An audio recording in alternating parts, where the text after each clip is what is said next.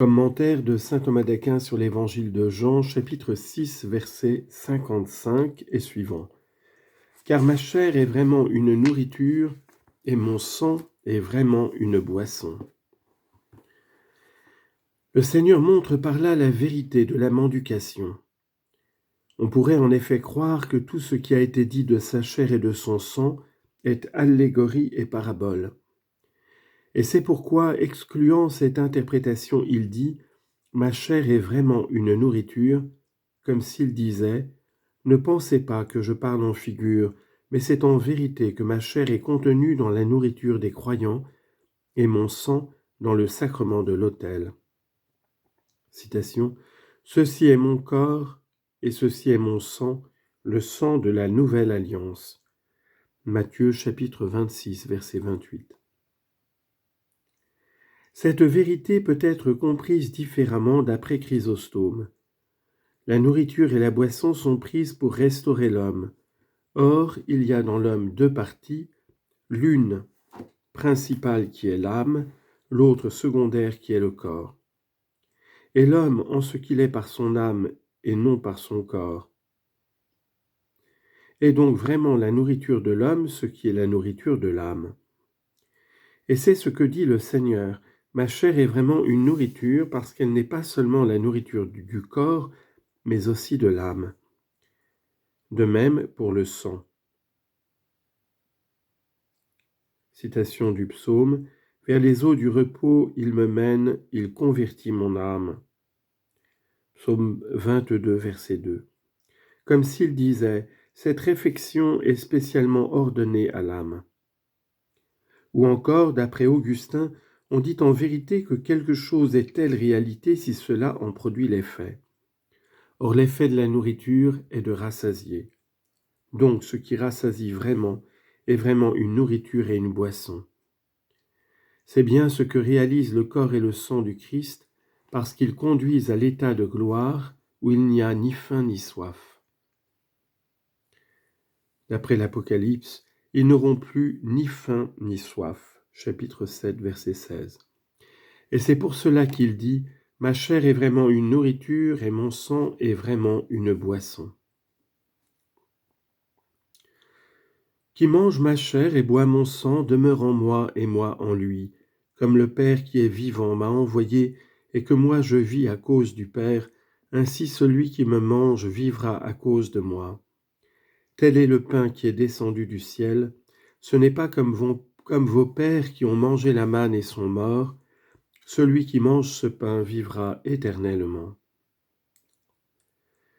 Le Seigneur prouve ensuite la vertu de la nourriture spirituelle mentionnée plus haut, à savoir qu'elle donne la vie éternelle, et il argumente ainsi « Qui mange ma chair et boit mon sang m'est uni, mais qui m'est uni a la vie éternelle. » Donc, qui mange ma chair et boit mon sang a la vie éternelle. Il pose donc d'abord la majeure, puis la mineure qu'il prouve, enfin il infère la conclusion. Il faut savoir, quant au premier point, que si ce que le Seigneur dit se rapporte à la chair et au sang mystiquement parlant, il n'y a aucune difficulté dans cette parole. En effet, comme on l'a dit, il mange spirituellement en référence seulement à la réalité signifiée, celui qui est incorporé au corps mystique par l'union de la foi et de la charité. La charité fait que Dieu est dans l'homme et réciproquement. Qui demeure dans la charité demeure en Dieu et Dieu en lui. 1 Jean chapitre 4 verset 16. Et cela l'Esprit Saint aussi le réalise. Comme le dit Saint Jean sa première épître, en cela nous connaissons que nous demeurons en lui et lui en nous, à ce qu'il nous a donné de son esprit. Mais si l'on réfère cette affirmation à la consommation sacramentelle, alors, de ceux qui mangent la chair et boivent le sang, tous ne demeurent pas en Dieu.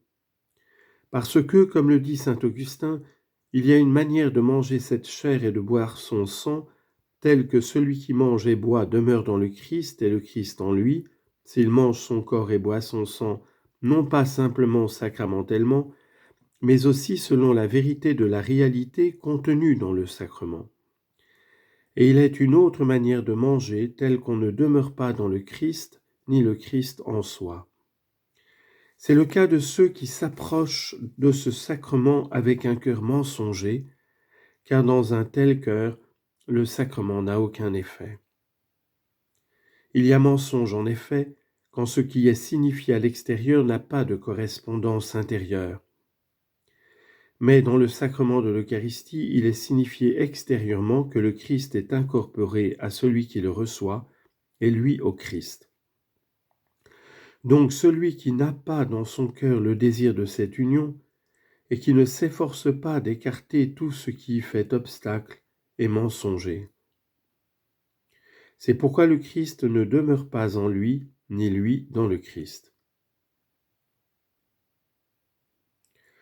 Comme le Père qui est vivant m'a envoyé et que moi je vis à cause du Père, ainsi celui qui me mange vivra à cause de moi. Le Christ pose ici la mineure, à savoir que celui qui lui est uni a la vie, et il l'induit en révélant la similitude suivante. Le Fils, à cause de son unité avec le Père, reçoit la vie du Père. Donc celui qui est uni au Christ reçoit la vie du Christ. Ces paroles peuvent être explicitées de deux manières au sujet du Christ, selon sa nature humaine ou selon sa nature divine. Si elle se rapporte au Christ, Fils de Dieu, alors le « comme » implique une similitude du Christ avec la créature sur un point, mais non pas sur tous, le fait d'être d'un autre. Il est en effet commun au Christ, Fils de Dieu, et à la créature d'être d'un autre.